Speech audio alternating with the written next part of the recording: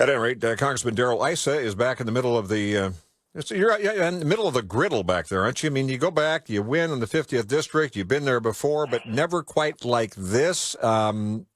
This is almost surreal, isn't it? Give us a little glimpse. Are you in the safe cloakroom now? Where are you?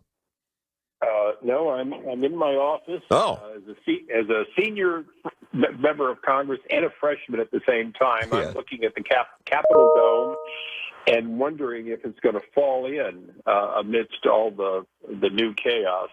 But Mark, in all sincerity, I just spoke on the House floor on impeachment, and I had the dubious distinction of following a member of Congress who talked about, and I'll paraphrase, this president has been a white supremacist and an anti-Semite, and he has spewed hate for 4 years. Wow. So I set down my prepared speech and answered the previous speaker said it all. You object, the Democrats object to what the president has said for 4 years. They object, and obviously he's not a white supremacist. He certainly wasn't anti-Semitic, just the opposite. He's the best friend Israel and the Jewish pro-Israel community has ever had. But the fact is they are impeaching him because they've hated him for 4 years.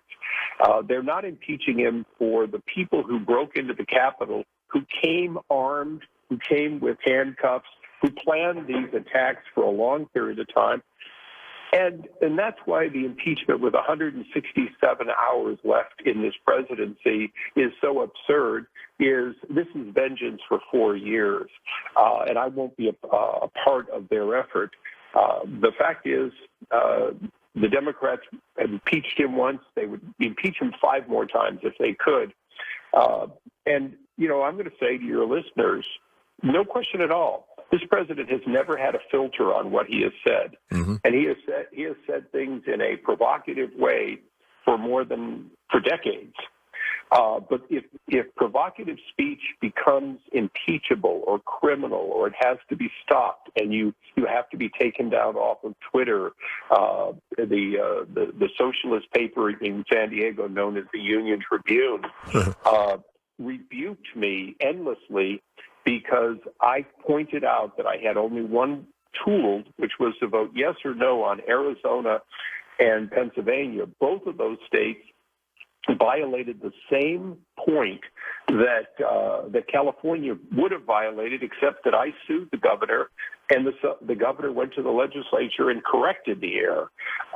But, you make a vote of conscience, you make a vote that consistent with the Constitution, and you're going to deal with it. And, I hope your radio show doesn't get taken off the air, because from time to time you might champion a conservative idea. Well, and that's what I'm concerned about. Beyond that, people are getting too used to this idea. In fact, a lot of people on the left, many in the media, have said, well, it serves Trump right. They're just fine with turning off Twitter or turning off Parler as an alternative. And, this idea that, well, you got to be extra careful. You might say something that could be construed to be against public health or what. I mean, it's and this is, by the way, on that note, you remember back in the debate over Obamacare, the so-called Affordable Care Act, when you like your doctor, keep your doctor, and you were going to get all the $2,500 a year, savings and stuff, never happened.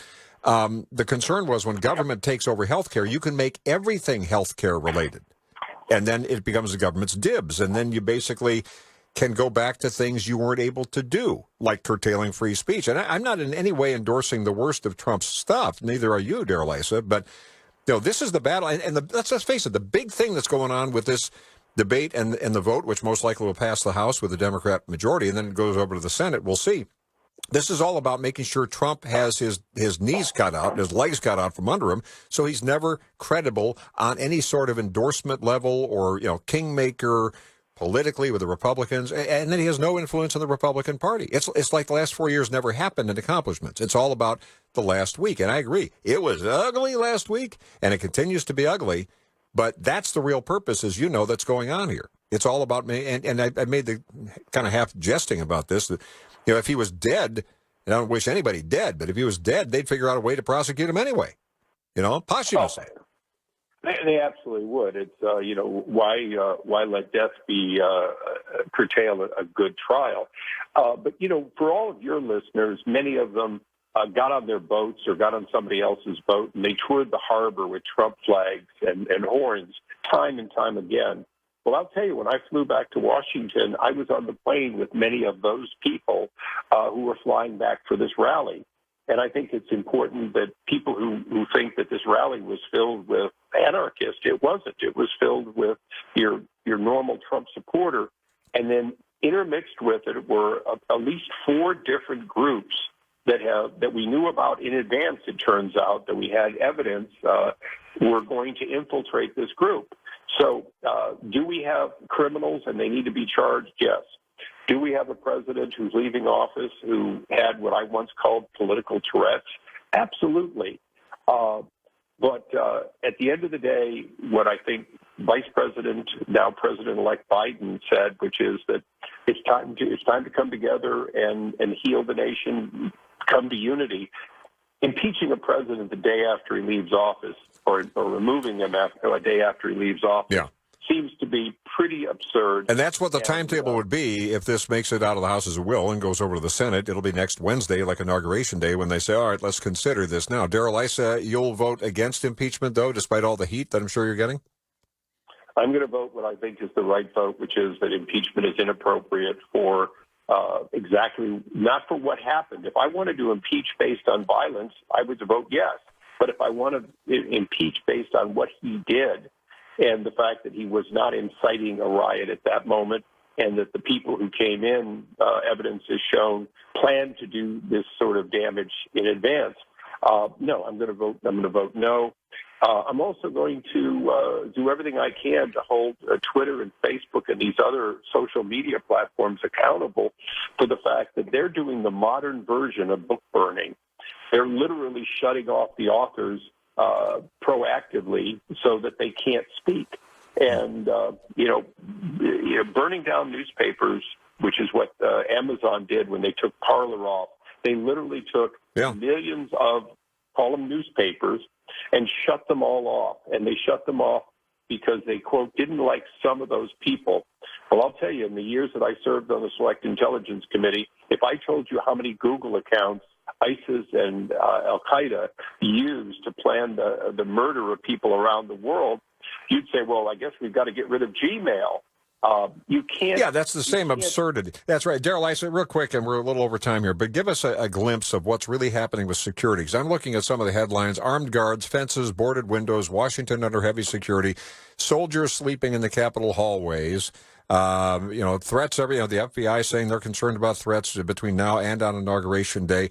I heard a report last night from a very credible source, backed up by 2 sources, that as early as tomorrow, there might be like 1,000 National Guard troops deploying from Texas. So, I mean, there's all kinds of info out there, and people going like, what next? The optics are, it looks like the middle of wartime. Is that the reality? Because you're in the building. You've been in the building in the last hour speaking on the floor. It is a massive show of force, and it would be an overreaction. But when you look at the failure of the Capitol Police against what was hundreds of people pushing through, I think they've made a decision that I'm going to support. I'm going to support the idea that when you have this kind of show of force, you'll have no violence. And I want an orderly transition of government. I regret the fact that this overreaction is sort of justified in a perverse way. But I will tell you this: if they'd had anything close to half of this last week, we wouldn't have had any problems at all. If they just had the fences that they have up here right now, we would not have had this problem. So Too little, too late, for the first one. But it is pretty unique. I will mention that Speaker Pelosi has ordered that we all go through mags in order to get as in magnetometers, so the electronic devices as security portals. And I will tell you that members of the Republican Party are simply walking through and refusing to continue with pat-down searches that are just Nancy Pelosi flexing muscle. But having said that, that's the world we live in right now. After 20 years, I will tell you, it's never been worse than this. I only pray that it gets better in the weeks to come.